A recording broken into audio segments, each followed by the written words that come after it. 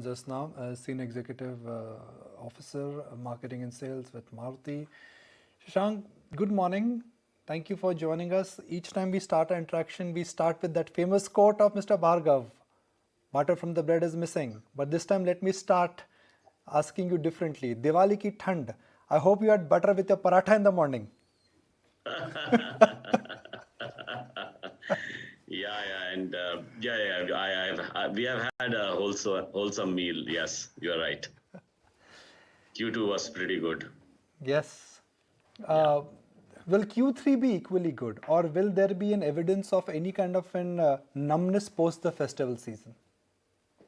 Yes, so typically the retails do take a drop immediately after the festive month, and this time also certainly the November retails should be lower than October, but higher than last year. In fact, if you look at November wholesale, if I talk about, it's expected to be around the 325,000 numbers, which should be over compared with the 2.46 lakh, it should be about 32% higher than last year. What, to your mind, are the two biggest differences between November 2021 versus November 2022?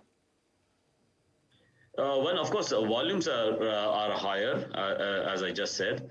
But of course, and the other thing is that there seems to be less uncertainty as regards both the semiconductor as well as the COVID, both of which were a little uncertain at the time last year.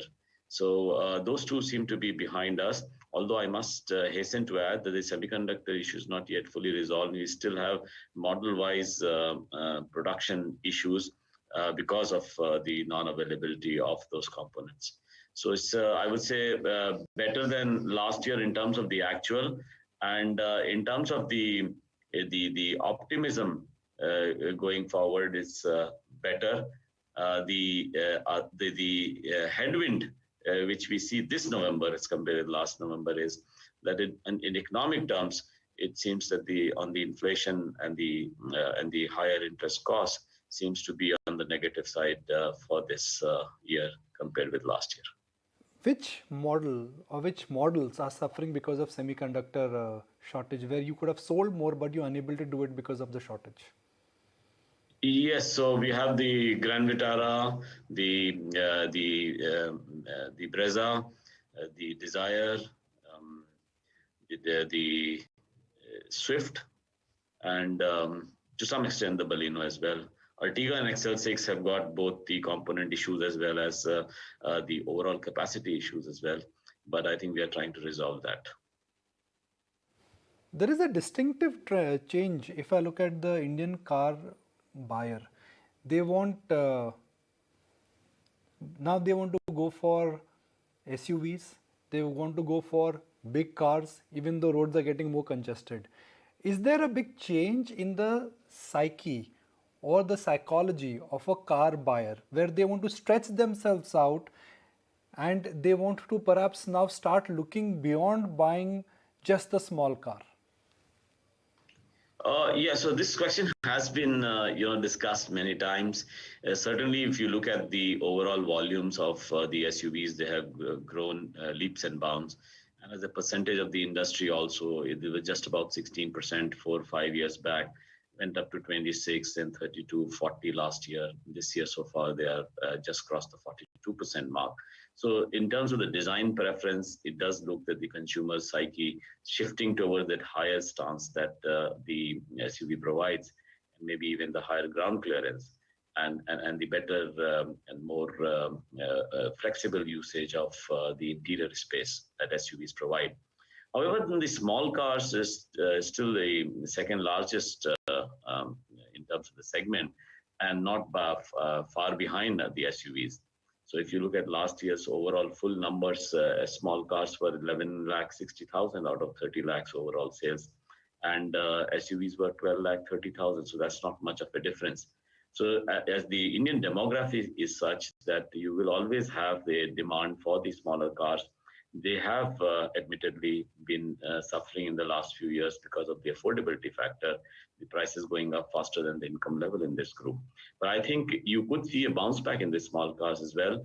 At the moment, in this year, there has been growth even in the hatches, the small cars. And also, an interesting thing is that the top selling model for the last 2 months has been Alto, and the top four top selling models in this year are all small cars: the Alto, the Wagoner, Baleno, and the Swift. But what is in the company's interest to keep the small car market alive with innovations or focus on bigger cars, SUVs, because that's where margins are higher? If you look at the for market leaders like Maruti Suzuki, our objective is to get to 50% market share. And if you have to get 50% market share, you cannot afford to lose out in any segment. So certainly a segment as large as the small cars is about 36% of the overall market, where Maruti Suzuki has a market share of close to 75%. There has to be a continuity of focus on that segment. But at the same time, we must realize that if we want to attain our objective of 50% market share, we need to improve our market share in the SUV segment. In fact, in the non-SUV segment, Maruti Suzuki's market share is upward of 65%.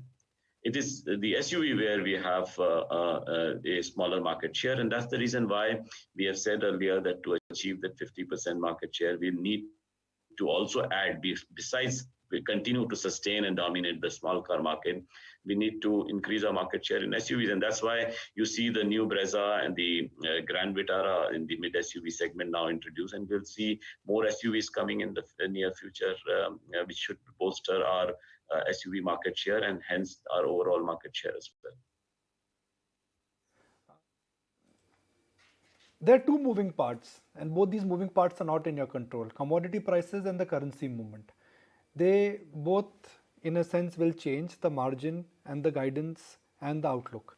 How are you dealing with these two large moving parts? Everything in the commodity market is favorable, but can't say the same for the currency market. So you're right, commodity market actually softened a little bit in the last few months, but still quite high compared to what it was 2 years back. And therefore, that pressure of the higher commodity prices, even though in the recent past we have seen some release of that pressure, but compared with 2 years back, it still exists. On the currency front, of course, we have a natural hedge in our exports. As you know, our exports 240,000 last year should exceed that number this year, provide us with that natural hedge. And also remember that most of our imports are actually in the majority is in yen. And yen has actually depreciated against the rupee. So that helps, in fact, the yen imports for Maruti Suzuki. But yes, overall, you are right. We do have, for currency movement, a natural hedge for export for dollars, as well as also the forward bookings that we do for the currencies. Good morning, Mr. Srivastava. This is Nayanthara also joining in on the conversation. You said your target is to regain 50% market share, back to the levels you were in 2018, 2019. But as you do that, there are those who are saying, is Maruti losing mind share to companies like Tata Motors as well as Kia? There are certain studies that have come out. Kotak had also put out a report to that. Would love to know what the management has to say about that. While you gain market share, you also need to regain mind share. Absolutely. Actually, if you see, we do track the mind share also very closely. So you have many shares to track. Normally in the media, people talk only of market share. Inside our company, obviously, we track the mind share as well as the consideration share. So mind share, ultimately, the market share converges to the mind share.